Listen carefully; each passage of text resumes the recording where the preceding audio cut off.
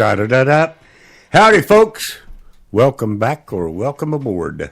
You are listening to the Doc Owen Show, coming to you from the beautiful Hilltop Studios, in which I am joined by...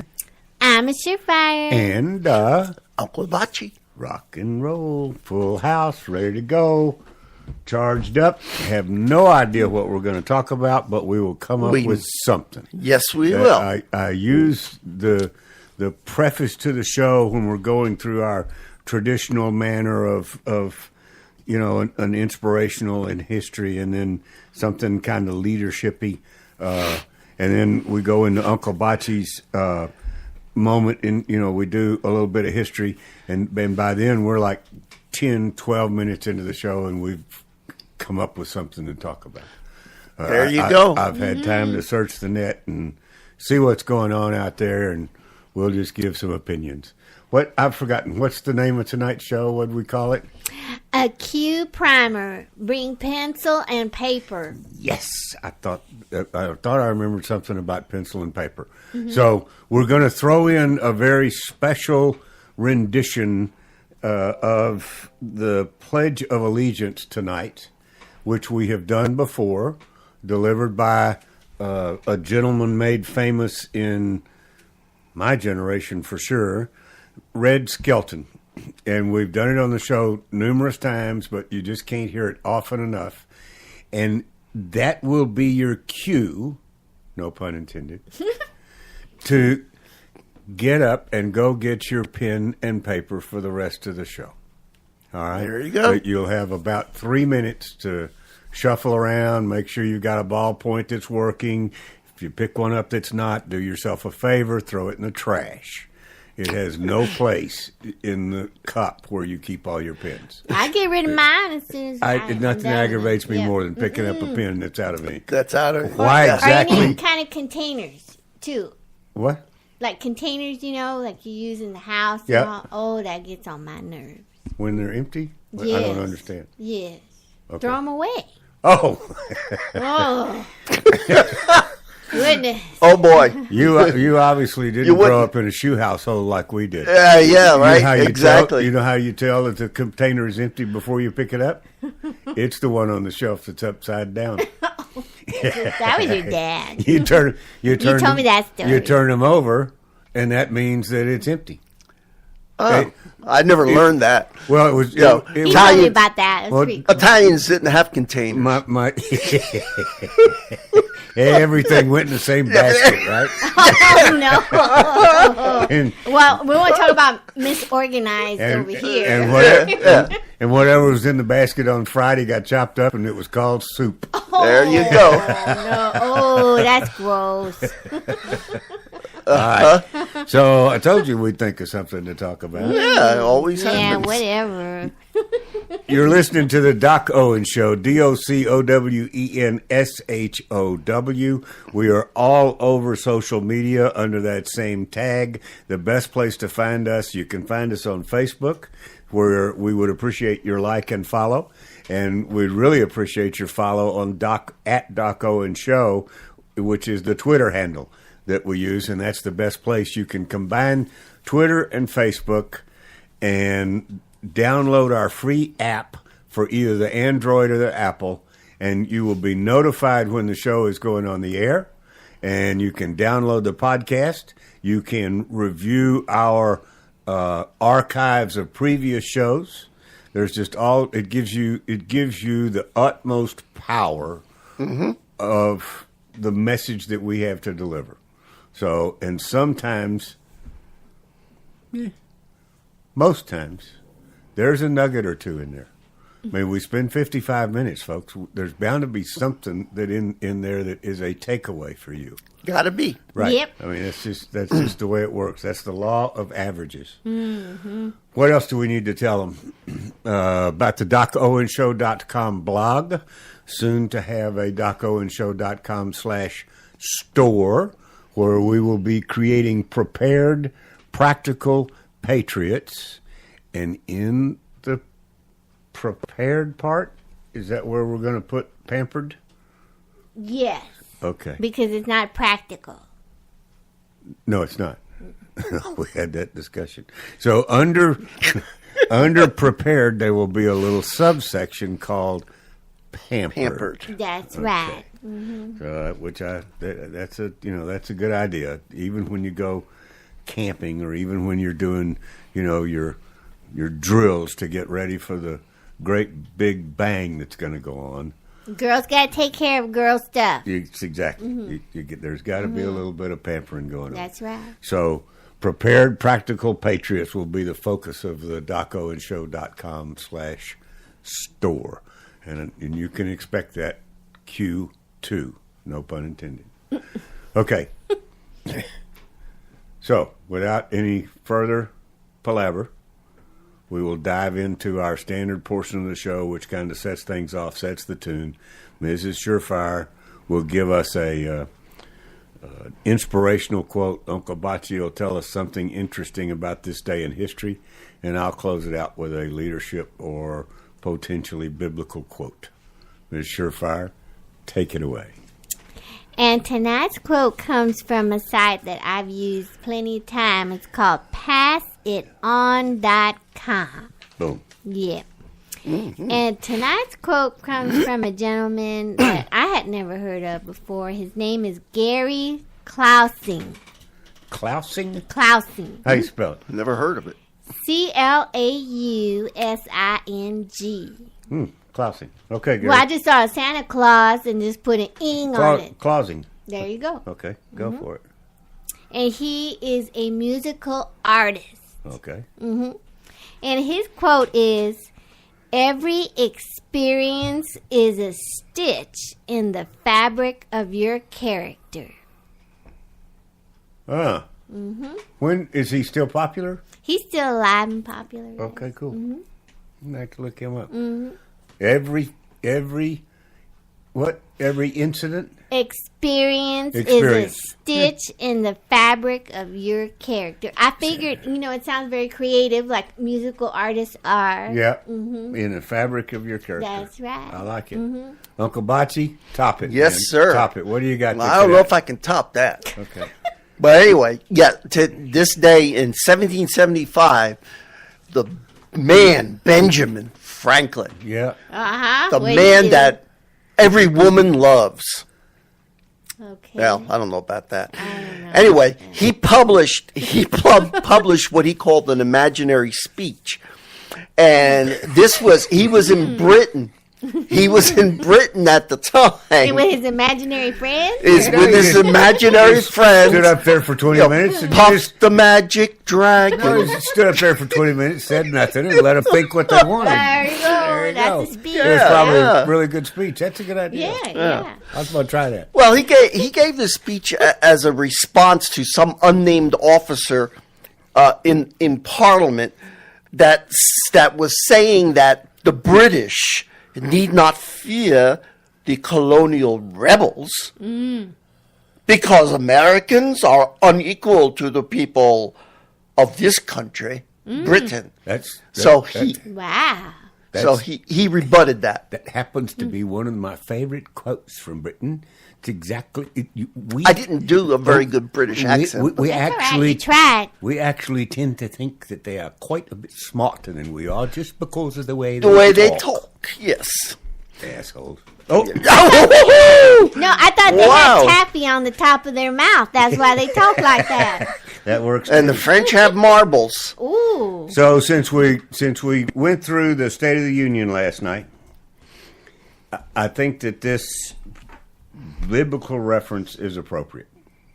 Okay. See if you watched, listened to, heard of, or read anything about what went on. This is from Psalm chapter 34, verse 15. The eyes of the Lord are on the righteous, and his ears are attentive to their cry. Amen. That's a good one. Yeah. Yep. Very good. So, I like it. Yep. Good lesson for life. It absolutely. There's quite a few good lessons for life in there. So we're going to do what I say we're going to do. We're going to do the history first, and then we'll do the Pledge of Allegiance. And Okay. that'll give everybody a break and time to go get their pen and pencil if they've not already done so. And you do realize, folks, you can be listening to this on your iPhone or your Android device and carry it with you. I mean, That's right. don't do like I did one night. I was watching a sporting event on my iPad. All right? Mm-hmm. And I really wanted to step outside for a few minutes. But but it was coming down to the end of the game, and I didn't want to miss the end of the game. Oh. And so when it was all over, I realized, I could have taken my iPad outside with me. And I mean, look, because I was watching something that was, quote, TV-like, I was assuming that I had to stay there until the game was over. So what I'm telling to you is you might be listening to the show on a portable device. Take it with you and go find a pen and paper. Okay, Uncle Bocce. Yes, sir. Where are we in the tomes of history? Which president? Where are we, man? We're on number 33, Harry S. Truman. Whoa, he built a name for himself. He did. Actually, he didn't have much choice, did he? Did not have much choice. History came he calling. He became president when FDR died. Yep. Because he was the vice president. Right. So, and as they say, the rest is history. yeah, and it is. Exactly. During his nearly 8 years in office, he confronted, as you can imagine, post-war. I mean, he ended the war, got the atomic bomb dropped, and got Japan where they should be. He had some so he had a lot of to make. Yeah, he had a lot of tough decisions and a lot of challenges in both foreign and domestic affairs. You think? Okay, yeah, and then in 1948 he ran for his own term, and he didn't go for a third term, which good for him that he didn't. And he won. He went up against some pretty strong people like Thomas Dewey. Okay, my memory of Truman was he was a pretty good president, considering what he had to deal with. Yes. And the thing is that as we get further and further and further away from his presidency, more and more historians are considering him one of the top presidents. Yeah, I would think so. He was a tough man. Yeah, he was a tough man, you know. So hard things to do. He had hard things to do, and he stood up to it. Right. He did nominate some Supreme Court justices. He was kind of unassuming about it too. That's what I like. Yeah, very, very unassuming. Yes, very direct. Yeah. Okay. So yeah, he had his influence on the courts. Now, domestically, you have to remember that this during the end of during the war, Roosevelt administration had geared the economy, obviously, towards the nation's war needs. Yeah. Okay. So here he was faced with doing things to get the country back onto a peacetime economy. Yeah. Okay. Which is a whole different set of rules. Yeah. And he did some wrong things in trying to do that. Mm-hmm. He implemented price and wage controls. He rationed and allocated resources, and he set production targets for American industry. I mean, where does the government come off telling industry what they should make and what they shouldn't? But that was his attitude, and that's where he delved into. So think about that for a minute. Think about what you're saying for a minute. Yes. Go ahead. Make a comment. Well, because of wartime, the government had been setting the rules for what they needed to produce. Absolutely. So he just carried it on. And these guys were somewhat used to it. Right. Or it took them a while for them to take the complete reins back and realize that the customer was going to drive the production. Yeah, and the thing is that he had a lot of power to regulate the American economy, but so did FDR. Oh, yeah. Because he was more during the war. Yeah. The problem is that we've never gotten away from it. Yep. You know, that's the problem. And I thought Harry Truman, you know, I thought he cut through the crap, but he was just as much a progressive as FDR was. Only he was a better person. Yeah. Anyway, so he had the reorganizing the White House. He kept the cabinet members, but then eventually he replaced them with his own trusted people. Right. And he had to lead America after the Depression, the New Deal, and the World War. One of the things that he wanted was the Employment Act of 1946. This allowed the government to lay the responsibility of economic stability, of inflation and unemployment onto the federal government.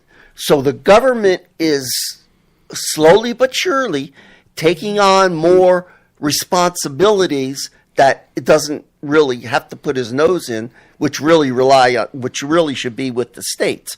But because of the war and because of the way things were, it was easy for them to foist these things, okay? His political and economic agenda, he had new public works programs, legislation guaranteeing full employment, whatever that is. Things like we hear today, like, oh, we got to do higher minimum wage. We had Fair Employment Practices Committee that was set up, and it was supposed to be to end discrimination against African Americans in their hiring practices. Right. He enlarged the Social Security program, and he also offered a national insurance program. What do you mean he enlarged the Social Security program? He expanded it. I think this is where they expanded it to add disabilities. So those suffering with disabilities can gain Social Security. Okay, so he expanded the benefits that came out of it. Right. Okay. Yeah. So notice I did not use the word entitlements. I used the word benefits. That's yes. You're absolutely right on that. That's a whole other topic. But I needed to make that point. Yes, you did. And he also proposed a national health insurance system, which, of course, every Democrat that's run in the office. It only took them 70 years to pass it. Yeah. Screwed the people. It's a long, hard fight. The labor unions were very hot at this time, especially in the steel industry. He did lay price controls, which were really, in a way, unfair. The Taft-Hartley bill was passed, which it limited the power of labor unions. He was against that because the labor unions were his bread and butter. So he vetoed the bill, but then the Republicans in Congress, because the Republicans had gained control of both houses in 1946, so they overrode his veto. Right. So the Taft-Hartley Act went into fruition. Yeah. He had trouble with inflation. You guys will just have to look up what the Taft-Hartley Act was about. Yeah. If you want more detail on that, yes. But basically, it was to give limited power to the labor unions. They wanted to curtail the power. Okay. And he reaffirmed the support of liberal initiatives like housing for the poor. Okay. Section 8. Yeah. And federal assistance for education. So you can see where government's role is expanding into a lot of areas. Oh, it jumped into all sorts of things after World War II. Oh, yeah, absolutely. It did. And it was easy to do that. Yeah. Too bad Eisenhower didn't come sooner. He supported civil rights, but yet he really didn't. At the end, he did issue some executive orders desegregating the military and outlawing discrimination in the civil service. Imagine, at that day and age, there were still but we've got more to talk about. I was there. Yeah, I wanted to imagine it exactly. all. He proposed a new program called the Fair Deal. He didn't get too much out of that. He wanted to repeal Taft-Hartley. It did not work. And there were ambitious civil rights legislation for African Americans, which were strongly opposed by the Southern Democrats because they were conservative at the time. So he didn't get those, but he did get an increase in the minimum wage. He got an expansion of the Social Security program and a housing bill, public housing. Pretty much he did get those things. So in the foreign affairs, well, you can imagine he supported the state of Israel. He supported the United Nations. Those were international things that were going on at the time. And then there was also North and South Korea, the Korean War. Right. So he got us into that. Korean conflict. Yeah. The only scandal, which sounds a lot like the last administration, guess what? The IRS. Okay? There was an investigation into the IRS, which led to the firing of 166 IRS employees. If you want to know why, again, you're going to have to do your own homework on that. So he was a very important person. Also, NATO. NATO was a very powerful, and we were certainly a part of that. So he had a great impact on. He did a lot. He did a lot. The question is, did it really end up benefiting the country? And you guys out there that are young say, well, what the heck do I care about all this? Well, I want to tell you something. When you get a job and you start paying your taxes, you'll understand. You'll understand. Okay. Okay, guys, that's it. Thanks, Uncle Bachi. Harry Truman. And I think I made it in under 10 minutes, didn't I? Yeah. I think so. Good. Who are you? You don't know who I am? Oh, okay, yes. I always forget this part. They always have to remind me every single week. Okay, I am Uncle Bachi, UNCLEBACI, and you can reach me at that name at DocOwenShow.com. Bingo. Thank you, Uncle Bachi. All right. What's Ed have to say? Anything we need to address? Just kind of checking in with us. Yep. For those of you not aware, when we do our live show, you can go to Spreaker.com, Spreaker.com, and we always have Ms. Surefire has a chat window open on the Spreaker console that we use to run the show. And you can chat with us. You can type things in. Please do. And if we need to address them during the show, we'll address them during the show. I just stop Doc. I say, hey, this is what's going on. Yeah, looky here, looky here. There you go. Okay, so everybody got their pen and paper handy. Yep, I All got right, mine. You got it out. We have touched on something on. Oh wait,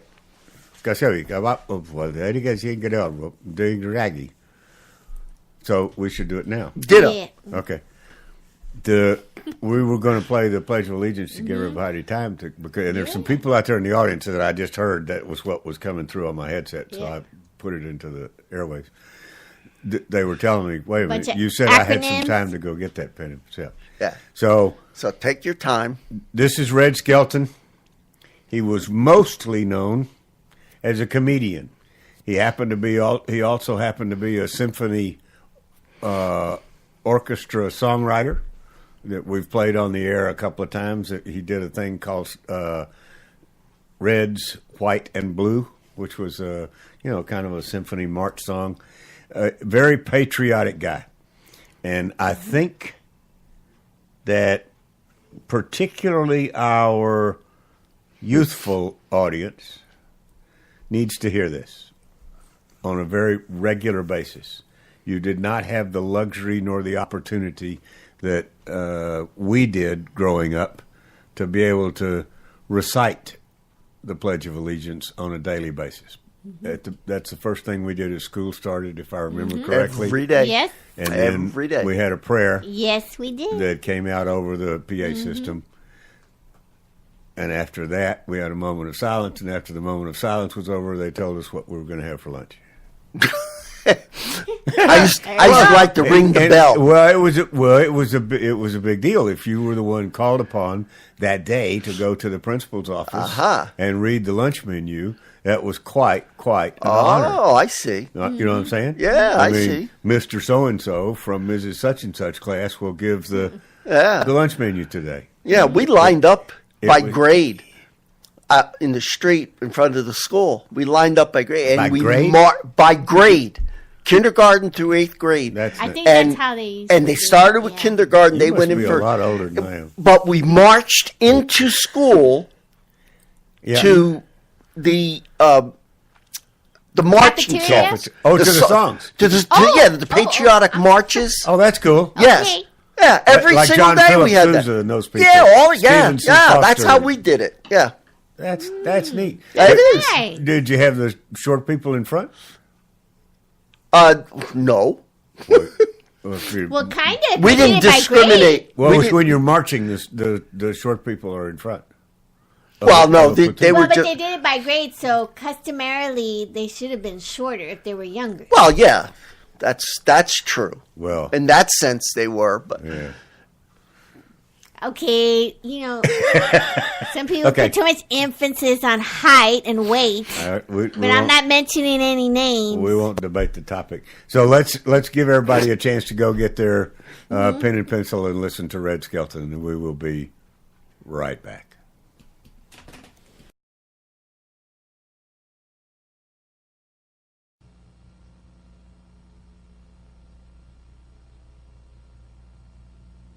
I remember a teacher that I had. Now, I went through the 7th grade. I went to the 7th grade. And I left home when I was 10 years old because I was hungry. And I used to, this is true. I work in the summer and I go to school in the winter. But I had this one teacher. He was the principal of the Harrison School in Vincennes, Indiana. To me, this was the greatest teacher, a real sage of my time, anyhow. He had such wisdom. And we were all reciting the Pledge of Allegiance one day. And he walked over, this little old teacher. Mr. Laswell was his name. Mr. Laswell.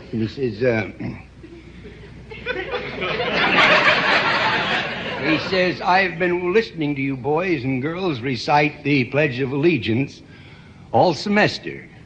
And it seems as though it's becoming monotonous to you. If I may I recite it and try to explain to you the meaning of each word. I, me, an individual, a committee of one, pledge, dedicate all of my worldly goods to give without self-pity, allegiance, my love and my devotion to the flag, our standard, Old Glory, a symbol of freedom. Wherever she waves, there's respect, because your loyalty has given her a dignity that shouts, freedom is everybody's job. United. That means that we have all come together. States, individual communities that have united into 48 great states. 48 individual communities with pride and dignity and purpose.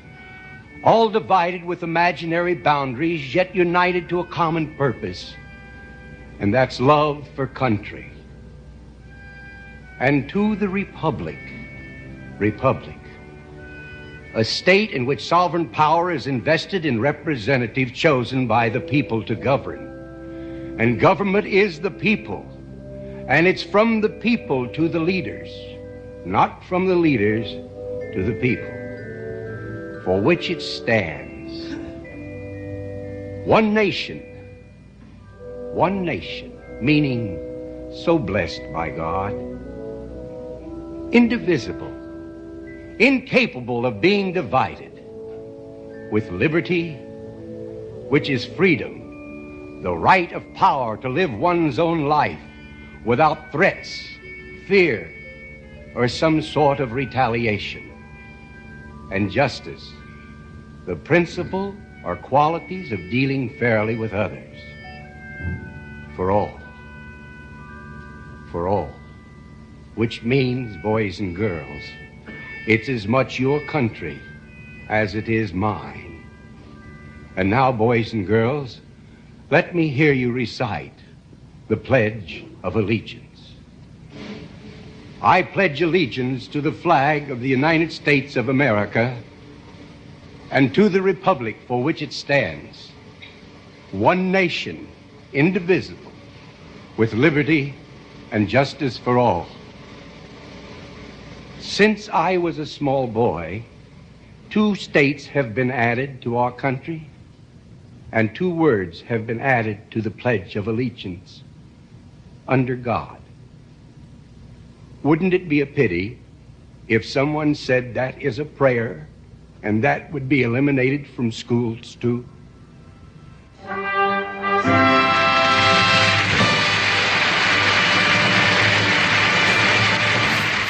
Thank you, Mr. Skelton. Absolutely. Okay, now take your pencils and papers out now. We're going to give you a test.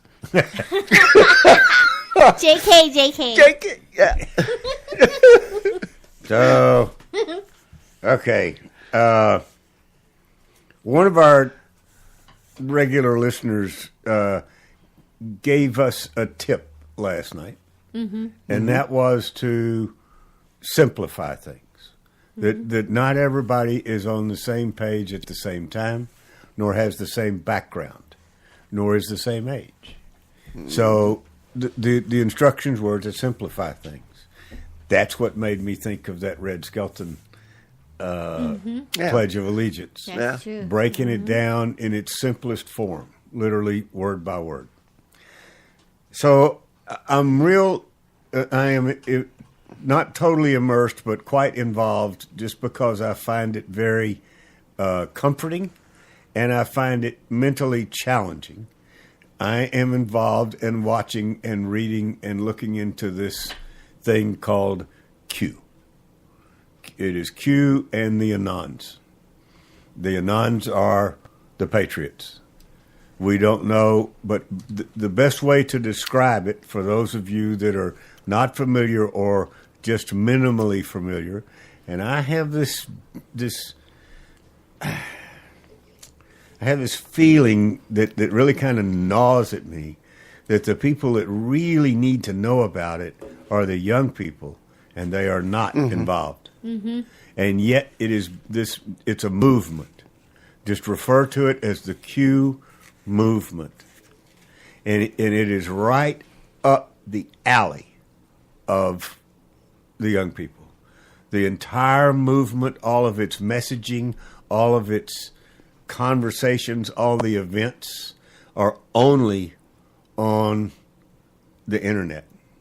And they are being conducted in code. And they are, there's things about it. It's all on YouTube. There are certain channels on YouTube that you really should be following. And the reason that I told you to get a pen and paper is because I'm going to give you some that are really going to get you started. And things that I've run into, I started with one, and then you know how YouTube works. When you watch or subscribe to a channel on YouTube, it then recommends other channels of similar information. And poof, there you are. I have given you one in the past called qmap.pub, P-U-B. And that's the master channel where Q, and we don't know whether Q is an individual or a group of people or whatever. But basically, here's the big overview. There is a movement in this country that is being conducted and driven at very, very, very high levels. And as Ms. Surefire pointed out this evening, what'd you say? Q is the military? Highest security clearance. In the military? Yes. I was not aware of that until you told me. Oh, really? Really? Oh. So Q represents the highest level of security. And I don't want to tell you the whole story. I want you to immerse yourself and get the story. But just some highlights. There are things going on that and Q is broadcasting them in very cryptic words and cryptic tones and cryptic messaging. And then if this qmap.pub shows you all of Q's tweets from the very beginning, October the 16th, 2017. Close enough. Yeah, close enough. And up until today, and then there's a button on this qmap.pub where you can clip the President of the United States, POTUS tweets on and off. This is on YouTube, or this No. is a separate? Okay. We're not on YouTube yet. Yeah, We're on okay. We're on qmap.pub right now. Okay. All right? And you on qmap.pub, you watch the conversation going on between Q, which is the highest ranking security clearance in the federal government. We don't know who Amazing. or I have what, no idea. but it is a lot of it is military. Some very high people in the military recruited Donald Trump 3 years before he ever ran for president. They recruited him to run for president to do what he's doing. All right? And so you watch it, there's a conversation going on between the two, but you can't tell it's a conversation. So why do I say it's a conversation? What they've figured out, what some people have figured out that know how to decipher, I mean, they're a whole lot smarter than I am, that's what they do is they look for, if you look at, they use a thing called gematria, Gematria. Look it up. It's a coding built in that's used in the Bible. Some people call it numerology. But it's a code where each letter has a value. A equals 1, B equals 2, C equals 3, and so on and so forth all the way down. And if you are sent a message that has some kind of a code in it, then you pull those out and you add up the numbers and you take it to a chart that tells you what that was embedded in that message. Amazing. It spells something completely different out, okay? And you can also look up gematria, Google gematria. There's a website. I don't have that address for you, sorry. But there's that will not only decode for you, but you can download an Excel spreadsheet and you can do your decoding offline. And you can write that. You can learn to write that way. All right? Amazing. You can write with these. Kind of like shorthand, but not really. You can write with these embedded messages in. So when you're looking at tweets from Trump, and then you look at tweets from Q, but mostly tweets from Trump, everything that's in capital, that's a capitalized letter, is part of the coded message. It is the coded message. The capitals in POTUS tweets are the message. On Twitter. You're talking about POTUS Twitter, tweet on Twitter. On Twitter. Okay. Those are the embedded message. That's the embedded message to the patriots and to the deep state. That's where he puts them on notice. Okay, these guys are in it. They're all playing, and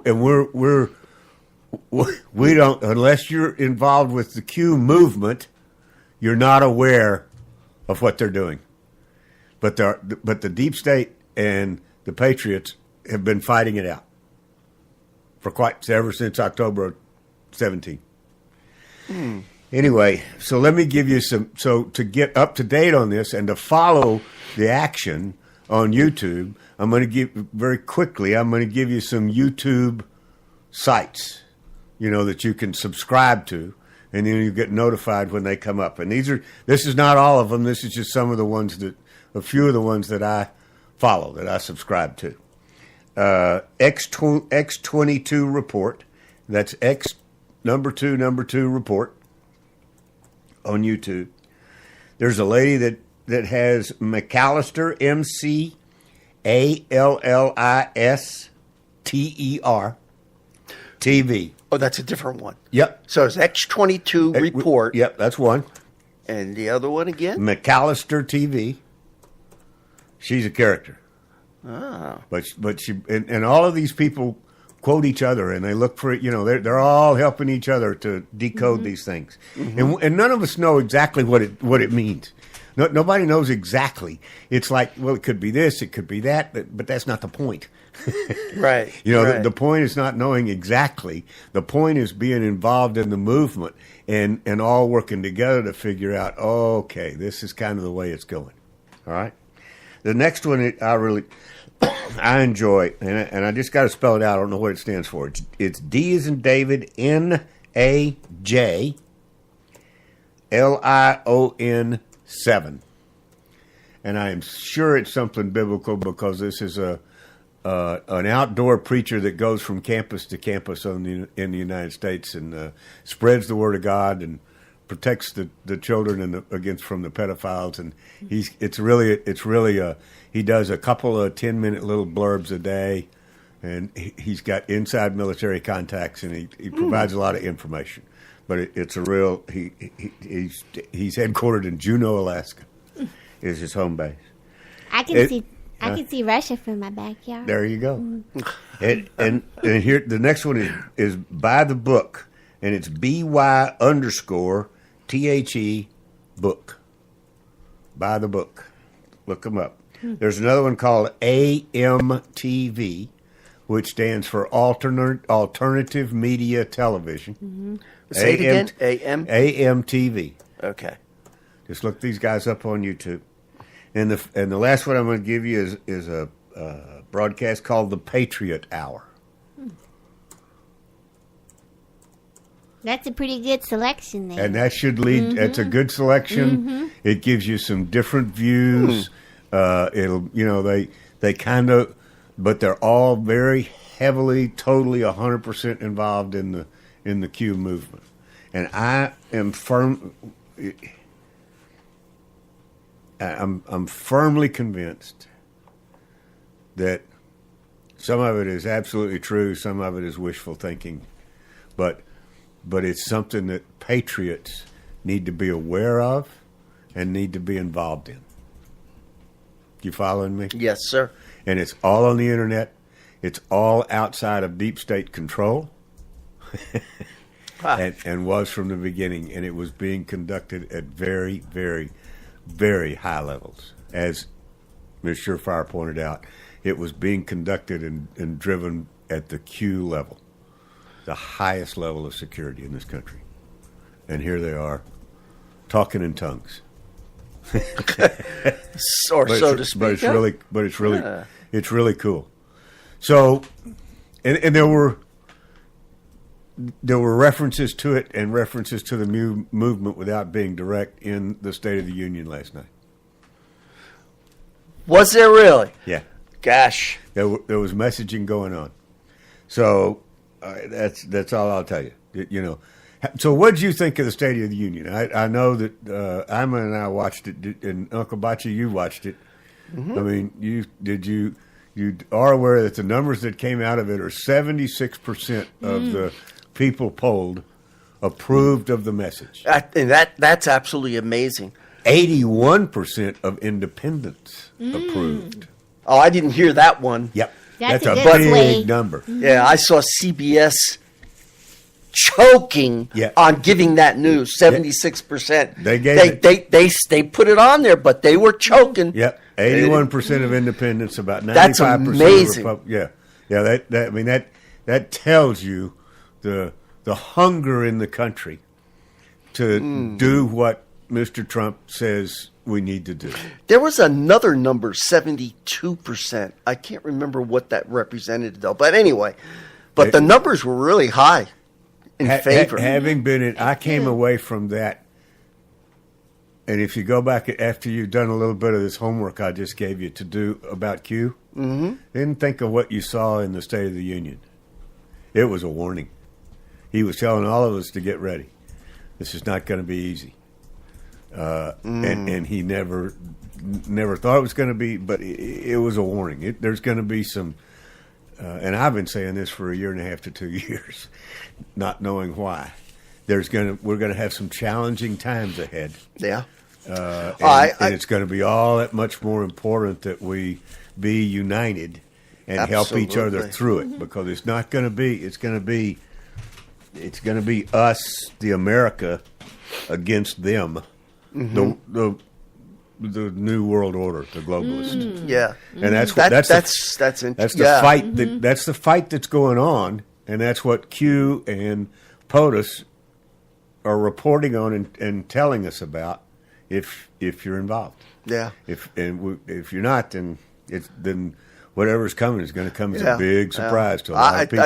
I think you're right. And when he made that statement that we are not a socialist country and we never will be, that's paraphrase. Yes. That obviously is one of the calls to. That was a direct statement to the deep state.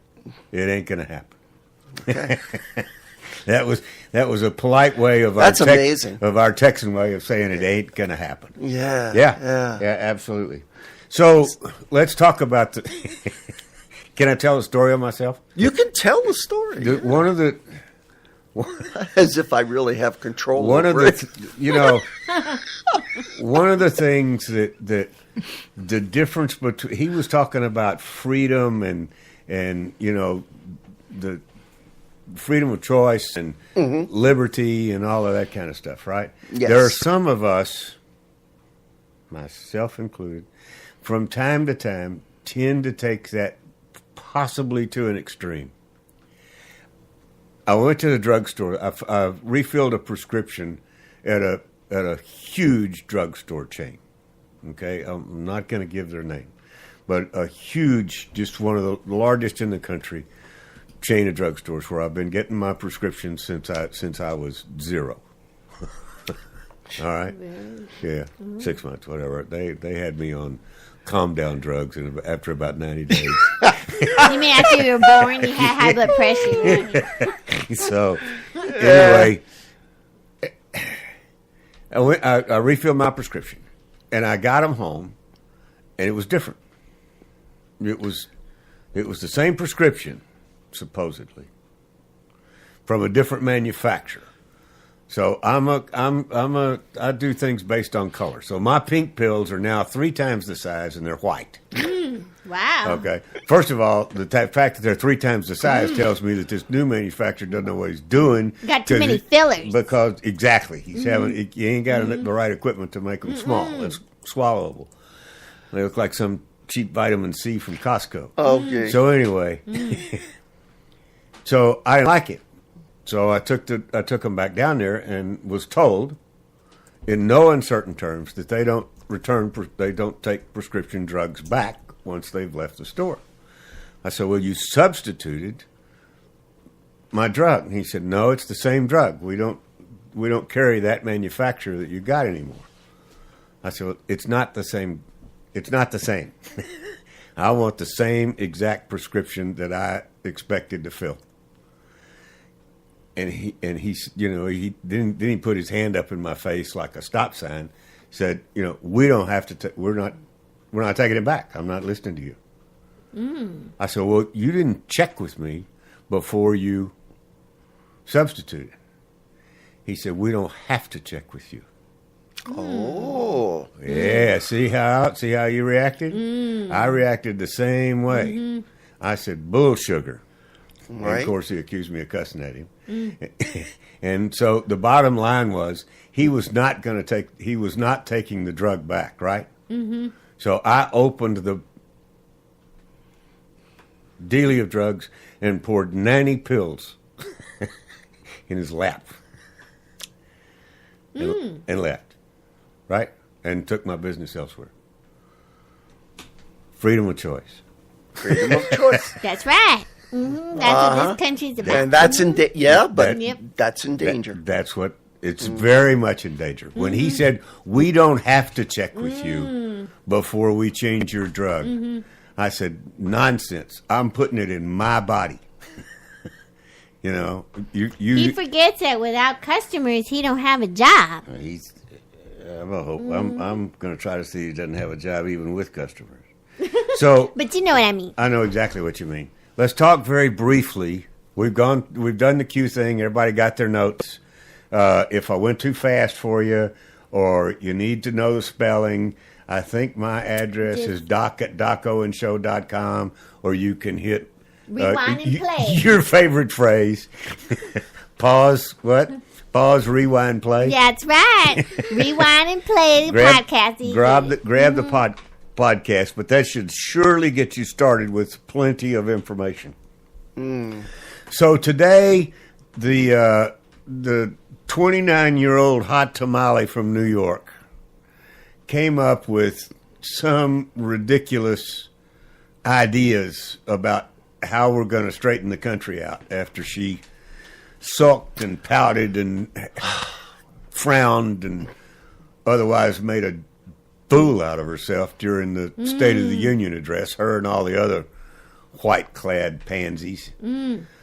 I had another name for them, but I won't use them on the show. I'd rather you didn't. Okay. That was as close as I felt like we should go.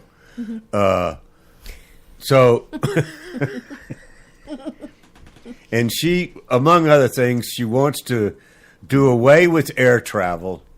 And I didn't read any further than that because, oh, wait, Bocce knows more. She's going to do away with air travel and replace it with trains. And Is mules? that what you said? And She mules? She thinks we should build trains across the oceans. No, seriously. It's not a joke. It's in her list. So the current trip from New York to London has now been extended. It is 3 months, 2 weeks. That's why they got rid of the Concorde. But you'll have Wi-Fi all the way over. It's crazy. As you sink to the bottom of the ocean. So, and the reason I bring that up is she's the current superstar of what Trump was saying we will never be in that socialism. Mm-hmm. So let's break that down. And another thing that she's all about, and Bernie was about, and the challenge is, we know, I mean, the numbers show that if 50%, more than 50% of millennials, that particular age group, think socialism is acceptable. They think that socialism is okay, that they can do that. Okay? So think about free school as an example of socialism. Okay? How are you going to get free school? The government's going to order that school is free, right? Mm-hmm. So schools are no longer going to charge tuition.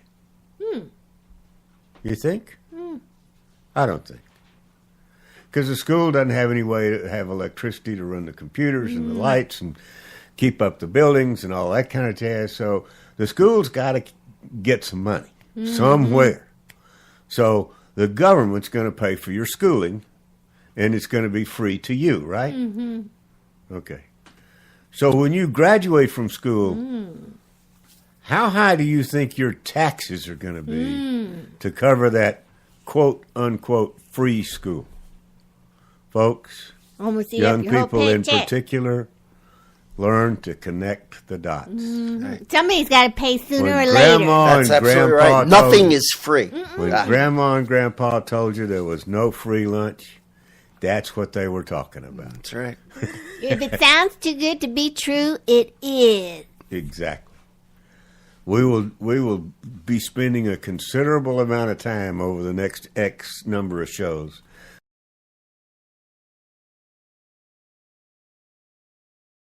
Absolutely. In That's the great. meantime, I would highly recommend that you get involved in the Q movement at some level.